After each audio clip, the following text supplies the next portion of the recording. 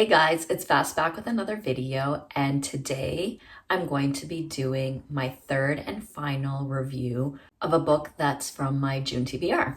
And of course, you guessed it, that is Girl Abroad by Elle Kennedy. So Girl Abroad by Elle Kennedy actually concludes my June TBR. So I did read 3 books in the month of June. I'm going to have a wrap up, kind of recapping everything about my June TBR, so stay tuned for that. Okay, so let's just get into the synopsis of Girl Abroad. So first and foremost, Girl Abroad is actually a standalone. It's actually been a while since I've read a good standalone, and I'm so thankful for this book because yes, I love reading series where as soon as book 1 or 2 ends, I can continue the universe and I can continue the story with the next ones.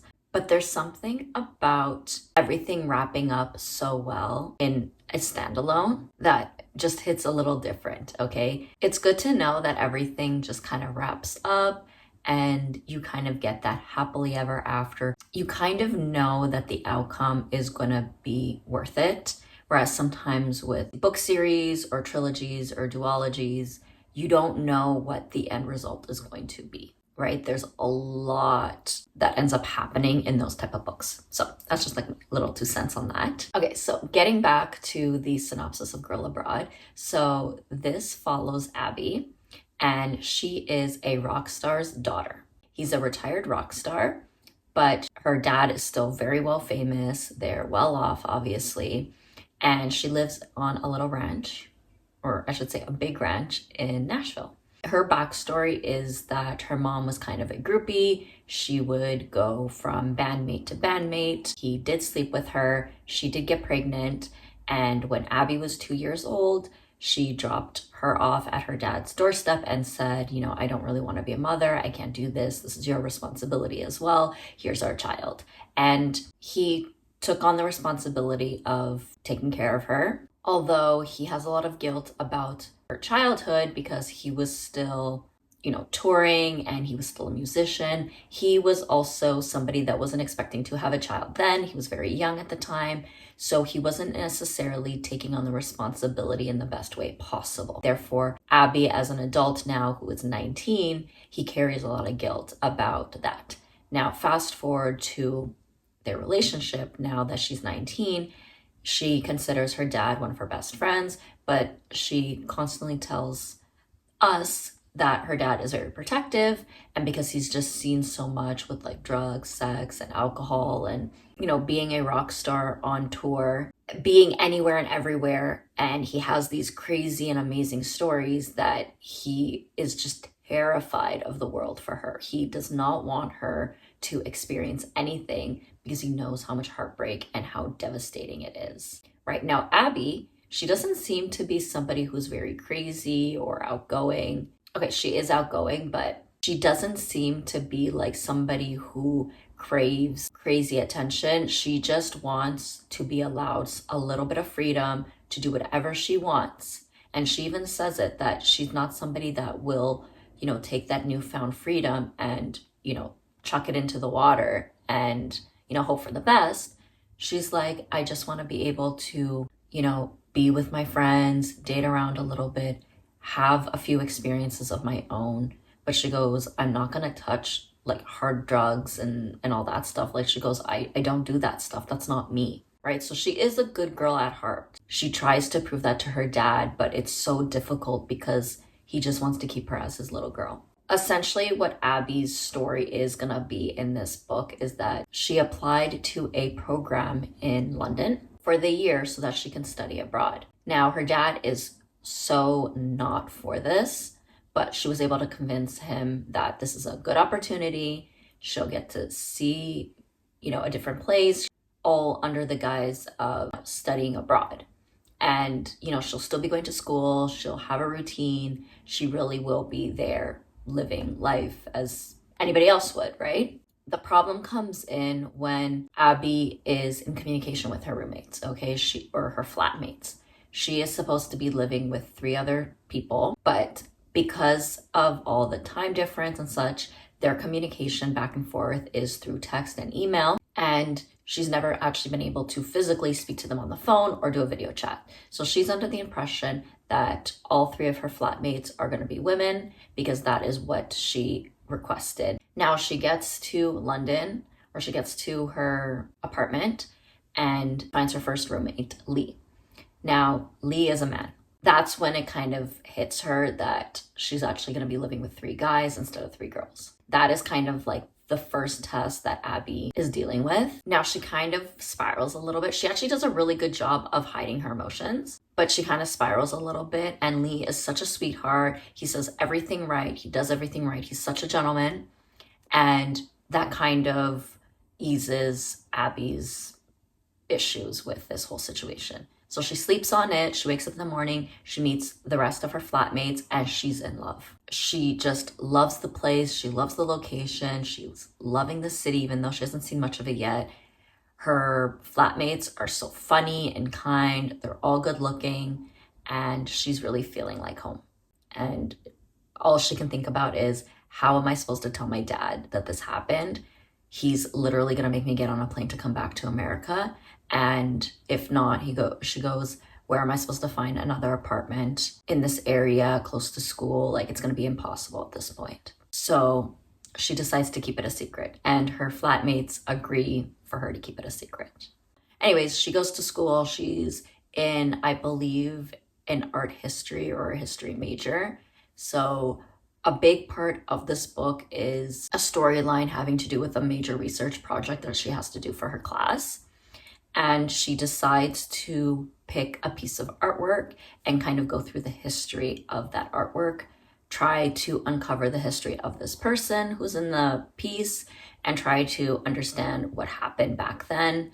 Now, I'm going to leave that as a mystery because it is a huge part of the book, and it's a big mystery that it's kind of complicated to go through, so I'm definitely not going to spoil that for you guys. But all I have to say about that is that it is worth it. So the majority of this book, like I said, is her having to do this research project, having to uncover this mystery, while also trying to live her life in the UK and try to have some experiences for herself. Now, the other part of this story is that it is a love triangle. Now, I'm not a big love triangle fan, but because it was Elle Kennedy who wrote it, I really took a chance on this and loved it. Okay, so the story goes that she's living with 3 guys. She finds everyone attractive, okay? Lee isn't interested in women, so she's found like a perfect best friend there. Jamie is this guy that just only sleeps around. He doesn't do anything with anybody, like anything serious with anybody. And he's not exactly her type. Now, Jack, the 3rd roommate, is totally her type. Okay, he's from Australia. He's got that accent going for her. He's super nice to her. He's super flirty with her too from the bat. But we quickly learn that there is a flatmate rule, and it is you're not allowed to fraternize. And that is because their last roommate, who was a woman, got involved with Jamie and things went sideways, and it was very uncomfortable, and they decided that ever since then, nobody was allowed to, hook up or do anything with anybody. Once Abby finds out about that rule, she's like, damn it, he's so cute. I think this could have been fun. But she kind of keeps it on the back burner because this shouldn't exactly be my first priority, considering that I just moved here and I still have to figure out everything with school and, get my life settled. All the roommates are starting to get along together. They're going to this pub where one of their friends' bands is playing. Okay? And this is where it gets a little confusing. Lee has a twin sister named Celeste, and Celeste has a friend named Yvonne. Now, Yvonne is the one who has connections to the band. Her boyfriend and his friends have a band that are playing at that night. So everyone knows everyone, but not everyone is super close, if you know what I mean. So they go there. Abby lays eyes on Nate, who's a bassist, and he's performing. She has no idea who he is, but she's enthralled by him. She just finds him so attractive, and she's like, I can't keep my eyes off of him. She's like, I look at him, she goes, there's things about him that I find attractive that I never would. She goes, I'm noticing things that I wouldn't, and it's kind of unnerving. He gets off the stage and we find out that he's actually Yvonne's boyfriend. So she's like, well, damn it, scratch that now, because she goes, I'm not trying to go after somebody who's with someone else. She's like, I'm not a homewrecker, I can't do this. So she puts her feelings on the back burner. Once she starts getting closer to the friend group, she notices that everyone is actually really nice, and everyone is starting to become invested in her mystery with school. So everyone's trying to help her out. She needs to go do some research, but who is available to help her with that? Nate. He kind of ends up becoming her chauffeur around the city and to go to like the countryside and go to different places because she doesn't have a car. And lo and behold, of course, he has a motorcycle, and it just adds to this allure and this attraction. They end up kind of building a friendship there as well. Because they don't necessarily cross any of the lines while he's still with Yvonne, but they get very close to it. Now, on the other front with Jack, he gets very possessive and protective, but he's very hot and cold with her as well. He is trying not to overstep because of the flatmate rule, but he's severely attracted to her, right? And he tells her, they have a drunken night, and he tells her how attracted he is to her. Things happen slow, but not at the same time. And the reason that I like the timing of this book is because she's going to be at school for an entire year. So the book is actually separated in 2 months. And I liked it. You know, it provided an appropriate timeline for everything that's happening. Jack's attracted to her, but every time he might try to cross the line, he steps back, right? They have a few drunken nights, and eventually they do share a few kisses, but every time they do, he's like, we can't do this. Even if we didn't have the flatmate rule, he goes, I don't know if I can do commitment. He goes, I can do casual. He goes, I never bring a girl back to my place ever because that's too much of a commitment. And he goes, I cannot be a serious boyfriend. I'm not meant to be a boyfriend. I'm not good at it. You're gonna hate me, and then we're gonna lose our friendship. Because they actually do have a good friendship, right? They're roommates. Even before any attraction took place, they became friends. So he's really worried about like screwing that up. But again, they get caught into these situations where their attraction ends up, becoming a thing, right? So a lot of drama happens, and Abby ends up in this love triangle. Like legitimately, she ends up in this love triangle where she is not exclusive with Jack or Nate, and she's falling hard for both of them, and she doesn't know who to choose. But for her, she's like, neither guy have told me that they want exclusivity. What am I really trying to fight for here? Unless one of these guys comes out and actually says, I want a relationship, what am I supposed to do? But she goes along with the whole casual thing once Nate breaks up with Yvonne, and Jack is able to realize, you know what, this attraction isn't going anywhere. Let's just sneak around. So she's legitimately in this love triangle because she's sneaking around with Jack at home, but then she's going out on these like adventures with Nate. It's so interesting because they're both complete opposites, but Abby thrives with both partners. However, there's obviously going to be a clear winner in the end. Either she picks nobody or she picks somebody. Obviously, I knew that she probably would pick somebody because of the way, these romance novels go. I was correct on who she was going to pick, but at one point I was kind of scared it was going to go the other way. And I had a few oh shit moments. There's a lot of drama that happens. She does get mixed up with a third guy as she's trying to figure out this mystery. And that one was just scum. And you knew that he was going to be scum, right? I'm surprised it took so long for his true nature to come out. And I am glad that it was written in a way that wasn't too inappropriate to where you feel icky reading it. Yes, an incident does happen between the two, and she has to call her roommates for backup. But thank goodness no line was crossed, and it was just an uncomfy situation that she had to get herself out of, which becomes the catalyst for her dad finding out about everything. and him having to pay a visit to her. So that was intense also. But the major theme that I loved about Girl Abroad was this girl trying to figure out who she was. She kind of immersed herself in this mystery because the mystery woman in the painting was also involved in a love triangle herself.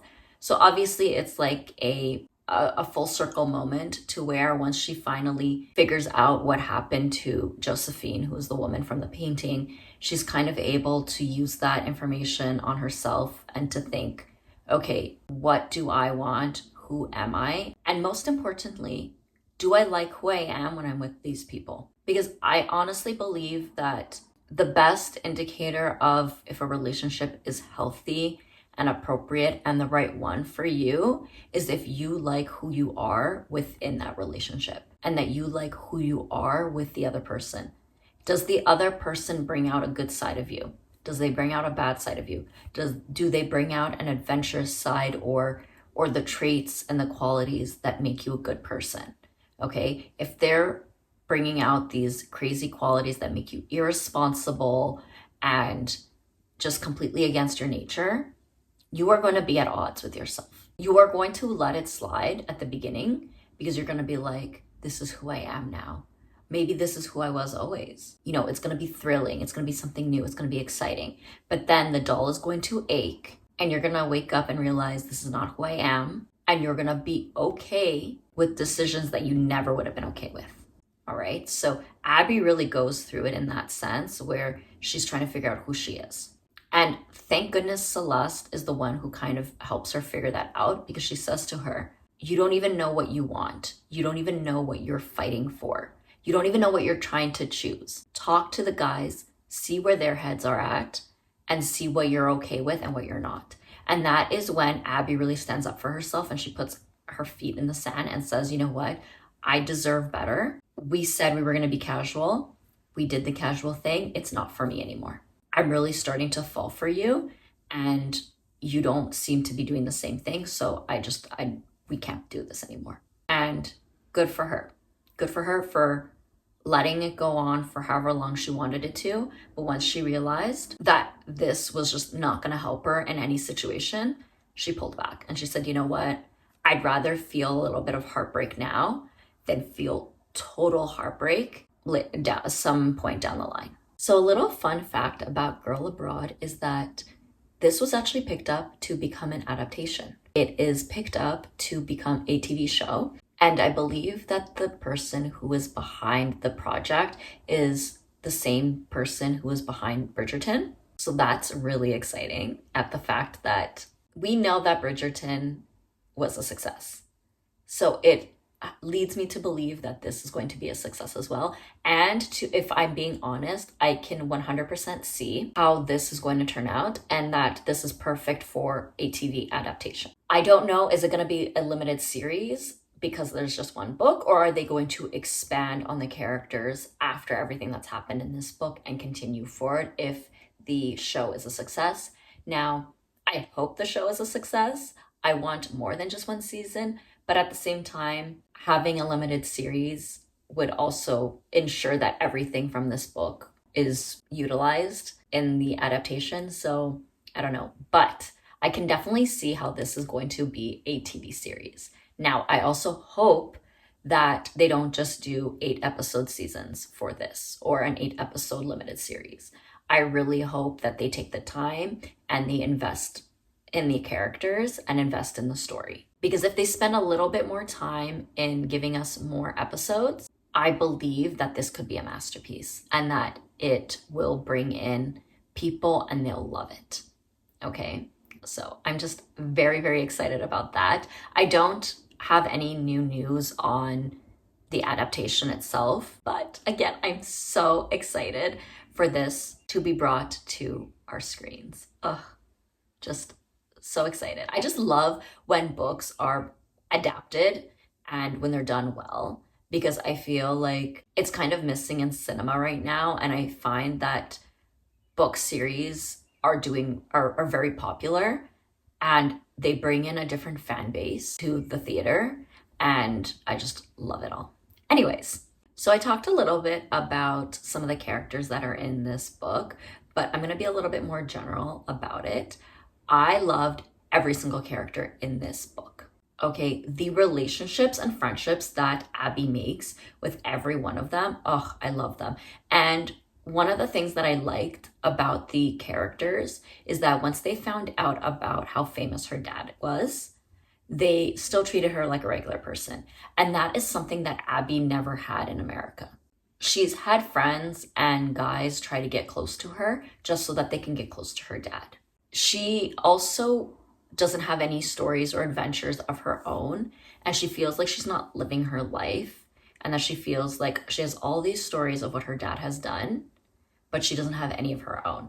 And to their credit, they try really hard to help her create her own memories and her own adventures and her own stories. At the end of the day, they were her real friends, and they tried to do things with her that she wouldn't have done before. So it's safe to say that by the time Abby is done with her year abroad, that she's grown and she has stories of her own to tell, and she's really started living life. Again, I loved all the characters. Everyone was funny. Everyone was dramatic. You really got to see how they did look out for each other. You know, I thought it was really interesting reading a book with a girl roommate with 3 guys. And the reason why I thought it was interesting was because I think there's just certain things that guys are aware of, just as certain things girls are aware of, that they can notice and that they can see. And it was kind of nice to read that, to where you have this naive young American, and now she's living with 3 guys, and her world is almost upside down. She doesn't live, she doesn't know anything. But when you have guys telling you to be careful of certain things and certain people, it leads you to believe that you should believe them, okay? And that they only say these things because they care. But it becomes tricky when you're out here trying to prove not to just yourself, but to your flatmates, but also to your dad, that, you know, you're woman enough to take care of it. You're grown enough to take care of whatever situation happens. And she does end up in a situation where she's like, oh, good Lord, this is what dad was talking about. But her friends have her back. You know, she sends an SOS to her roommates. They all have her back. And they all give her shit for it. To see a found family and the friendships, just, it's an amazing story. And again, I cannot wait to see who they're going to cast for all these characters. And I hope that they're able to emulate the feelings, the personality, and the friendships that were cultivated throughout this story. So the mystery. I did talk a little bit about the mystery, and again, I am going to keep that non-spoiled, but I just have to say that by the end, I was really like, we need to find out what happened here. I was more interested in what the story was going to unfold and what was the mystery behind Josephine than whether she was going to pick Jack or Nate. At one point, I was like, I need to know what's happening here.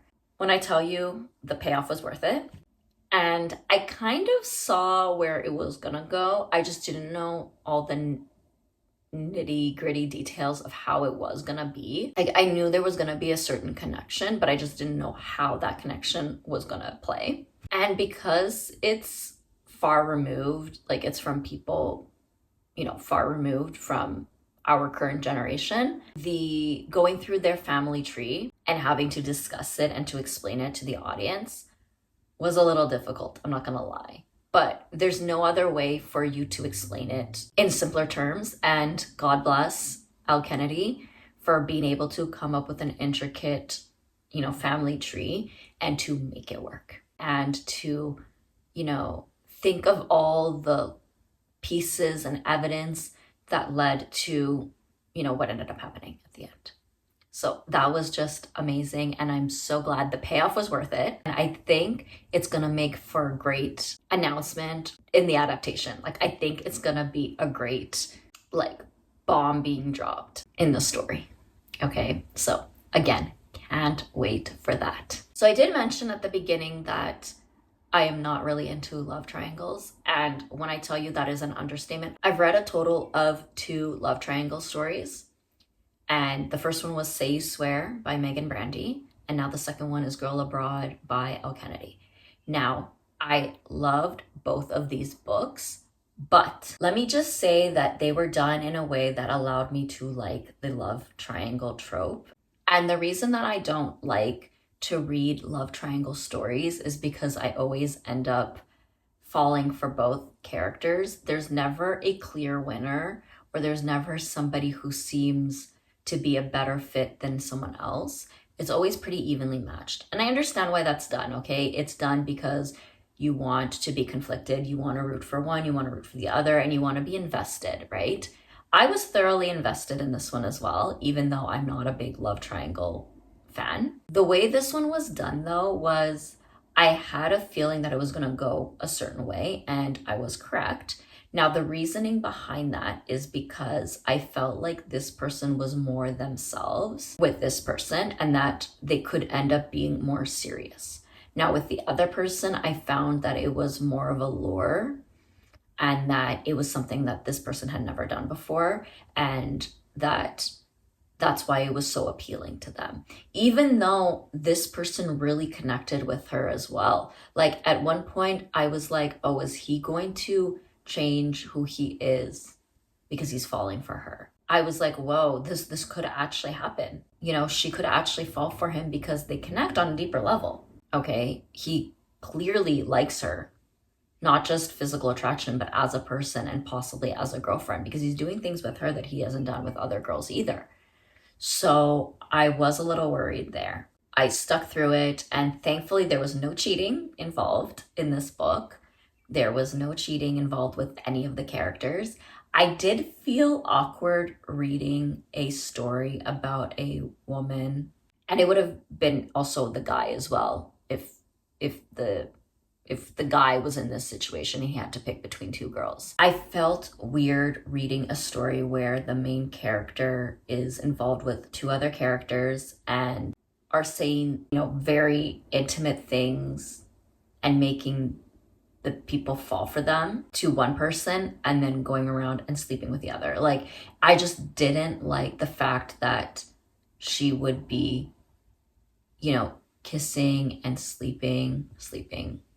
They didn't have intercourse, but they would do everything else. That I didn't like that she was able to sneak into his room and that he was able to sneak into her room, do whatever they wanted, and then the next day she would go and do whatever she wanted to do with Nate. That made it weird, okay? And you know, kudos to the guys also for, yes, getting kind of angry with her a little bit about it once they figured out how bad it was. But kudos for them for not shaming her about her being involved with more than one guy, because they knew it.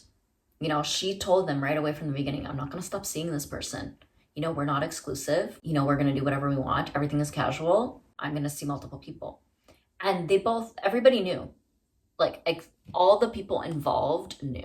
Obviously, like the flatmates and her other friends didn't know, but all the people that were involved in the triangle knew that there were other people involved. But I think when Abby kind of realized that the love triangle has gone on for too long was when she does her SOS and she realizes how much both guys cared about her and cared about her safety. And she was like, oh, okay, you know what? We've moved past friends. We've moved past this non-exclusive, you know, acts. We're moving into real feelings. That's when she really has to sit herself down and say, okay, you know what? What do I want? And that's kind of what I don't like about love triangles, is that how do you know what's correct for yourself, right? And, you know, relationships are hard, okay? Like friendships, romantic, business, whatever, all relationships are difficult, and it's hard to figure out how you are and what you are and who you are with one person, let alone two. But kudos to her for figuring it out pretty quickly and for putting a stand to what she wants. Again, this love triangle story was actually done in a way that made me not necessarily choose sides, but made me feel like I knew the character enough that I could trust who she was going to choose. Now, my rating for this book. I gave this a 5-star. And I think that's very easy for you guys to tell at this point. 1, I love Elle Kennedy. And 2, the way that I'm gushing and talking forever about this book. You guys know me by now, what I will give a 5-star. So yes, I did give this a 5-star. I loved it completely from start to finish. I loved all the characters. Like I said, the mystery was amazing. In my opinion, there were no inconsistencies left and everything was resolved correctly and appropriately. I loved the friendships, the drama was there.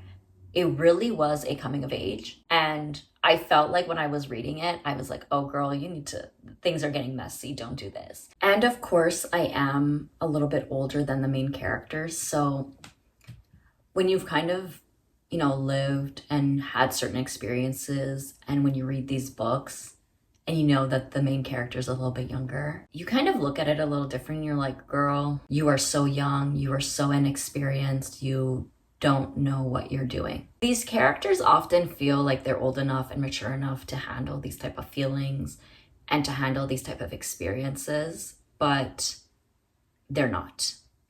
Okay, and I don't necessarily believe in characters telling other characters that you don't know what's going on, because I think that's stupid too. But as an outsider and as a reader, you're just reading a story about a person navigating their life for the first time and having to deal with people and having to deal with feelings and situations that you never would have been in. So from that aspect, the only way to make the correct decision for yourself is to experience that.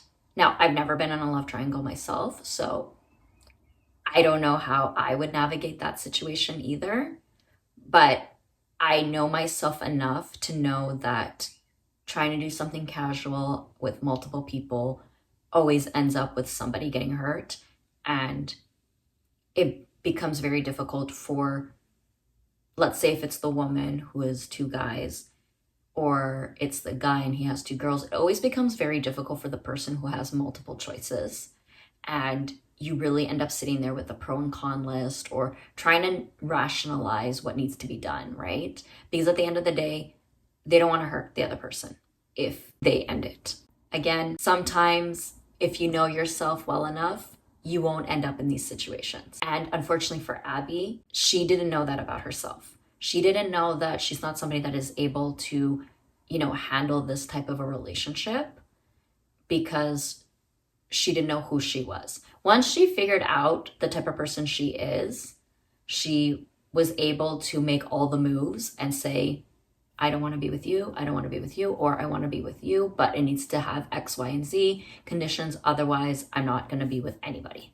And it worked out for her because she knew what she wanted, she knew who she was, and she stood her ground. She grew up just a little bit and she stood her ground. And that is why I gave it a 5-star.